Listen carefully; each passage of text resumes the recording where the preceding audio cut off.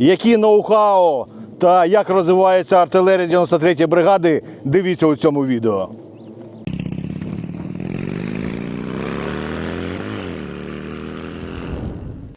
Зі мною командир взводу управління самохідного артилерійського дивізіону 93-ї бригади «Холодний Яр». Позивний Гефест, ви його вже знаєте, не раз вже був на нашому каналі. То саме Гефест займається ноу-хау і різними розробками в артилерії, а саме роботи, дрони, там і ще дуже багато цікавого. Також це підрозділ Печки Діми, одного з наймолодшого бійця саме в нашій артилерії. Але скажи, що трапилось з Печкою і чому ми його кілька місяців не побачимо на наших екранах? Так, 5 числа Печка виконував бойову задачу в населеному пункті Дружківка. І був удар FPV, но благо FPV не сдетонировало.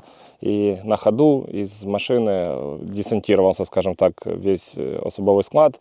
И, к сожалению, Печка у нас получил ранение. Он сломал ногу.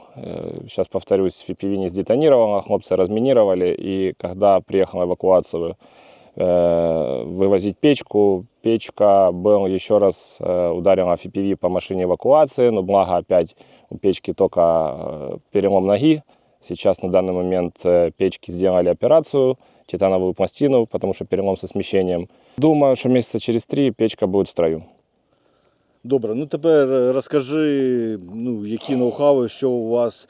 У вас раніше були там бомбери, я знаю. Маленькі, на Лакі-Страйки ми літали. На Лакі-Страйки. Да. Що зараз? Зараз я бачу, тут у вас кардинально все змінилось. На нашем направлении сейчас очень активно используется дистанционное минирование, FPV и дуже багато 300-х в особовому складі. И надо было что-то придумывать, потому что невозможно стало доставлять провизию. И вот мы перешли на большие бомберы. Большие бомберы використовуємо Пегас и Вампир. И логистику используем мы на Рысе. И есть дрон Мангал. Мы все вам покажем сегодня.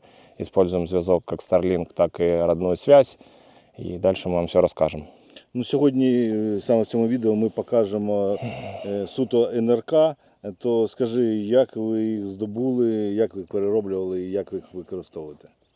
НРК зараз отримали на службі, перероблювали самостійно. Техніки в нас є, РБНС нас допоміг переробити. Є дрон, у нас буде Мангал, ми його переробили, це дрон Міньор. Ми його переробили в логістичний дрон. Ну, зараз у відео все покажемо, як ми використовуємо їх.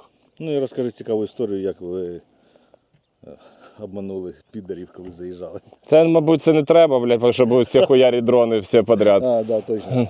Ну, дуже цікава тема, колись, мабуть, ми розкажемо, бо коли хлопці заходять на позицію і чують, що летить FPV, то саме цей НРК становиться невидимкою. Як це робити? Ну, трішки пізніше розкажемо, коли вже ближче перемога буде. Так, то зараз давай, хто нам буде розповідати про НРК, показувати, як їм користуватися. Євген Тічер, у нас позивний Тічер. Євген, зараз він у нас фахівець в цій справі, зараз він все покаже. Давай, Женя. Жека, йди сюди. Доброго дня. Отже, у нас є два таких представлена наземних роботизованих комплекси, які використовуємо в нашому підрозділі. Це, власне, ось маленький мангальчик, а це всім відома Рись Про. Ну, різниця між ними очевидна. По-перше, розмір, по-друге, їхня вартість, тому що мангал коштує приблизно 120-130 тисяч, в той час як Риська – це орієнтовна вартість 800 тисяч гривень. Задачі у них трішки різні. Мангальчики, по-перше, вони значально робились як камікадзе. Декілька темок, якими можна мінувати, або камікадзе використовувати. Але ми також їх переобладнали, переварили, ось такі зробили їм цікаві корзинки замість систем скиду. І використовуємо їх для логістичних задач нашого підрозділу. По-перше, він вантажоподйомність, не дивлячись на розміри цього малюка, він може спокійно доперти 80 і 90 кг вантажу корисного на точку необхідну доставки. Відстань до 7 кілометрів туди і назад. Тобто тактичний радіус, до 14 кілометрів ми його використовували. Для прикладу, нам треба було хлопцям доставити терміново Генератор в них вмер на позиції. А поки домовишся із батальйоном НРК Альтер-Его, поки вони станеш в чергу, а треба було, як то кажуть, на вчора. Ну, зранку треба, вже хлопці зламався генератор, їм треба вже на вечір стати в роботу. То ми ось таким от комплексом зуміли заперти хлопцям, зробили операцію під керівництвом Гефеста. Разом з своїм побратимом Смартом виїхали, він встановив ретранслятор для мангала на Акістрайк, на інший дрончик літаючий. І таким чином ми, знаходячись між Дружківкою і Миколайпіллям, з рук, з пульта в полі зуміли доперти до хлопців аж за Миколайпілля генератор і 2 каністри пального. Ця штучка, у неї значно інші задачі. Ну, по-перше, у неї вантажопідйомність 200 кг вона попре. Це точно, якщо правильно це все закріпити. І дальність її роботи, 10 кілометрів туди, 10 назад вона зробить спокійно, можливо, навіть більше. Хлопці також використовували її, використовуючи Starlink, заганяли її на позиції з майном. Також Гефест разом із Пандою в Миколайпілля з рук її заганяли, була в них дуже важка, крута операція. Також використовували ми зараз для ротацій завозу майна на Дружківку, на СПшки, на окраїни, тому що туди важко заскочити на машині, небезпечно. Ми завантажуємося в Дружківці на початку, там в певних кварталах, і потім далі з рук, з пульта, як з іграшкою, гонимо його перед собою з майном, щоб не перти, бо там для роботи на Пегасі, для прикладу, там лише вага батарей на 6-7 місій 90 кг, не враховуючи самих ваги посилок. Тому ці штуки дуже нам допомагають в нашій роботі. Розкажи ще пару реальних задач, які ви виконували саме за допомогою цих НРК. Ну, ось за крайній місяць, от саме на мангалах у нас були задачі. Ну, перша задача була, це коли ми з ретранслятора заганяли, як я вже казав, згадував раніше, генератор і декілька каністр пального. Був випадок. Потім у нас стався такий досить дивна ситуація, коли в нас на 2 СПшках під Миколайпіллям так трапилось, що в один ранок накрилось всі генератори. 3 генератори були на позиціях, вони всі здохли. І треба було терміново хлопцям ставати в роботу. То 2 хлопця, Тіто і відомий нам Печка, 2 такими мангальчиками закріпили 3 нових генератора плюс пальне на цих мангалах і пішки завели їх з рук туди, аж, не буду називати назву позиції і назви посадок, завели їх туди, хлопці там забрали, повантажили на них поломані генератори і так само з ними з рук вийшли аж в Дружківку, витягли таким чином всі генератори на ремонт. Такий класний випадок був. Був також дуже цікавий випадок. Незвична задача. Нам суміжна бригада попросила допомогти їм доставити колеса, здається, на гаубицю десь 20, здається, 22 мм. Я не зовсім артилерист, не скажу точно. То ми зуміли практичним способом визначили, вага колес, звісно, була також, там під 80 кг одне колесо.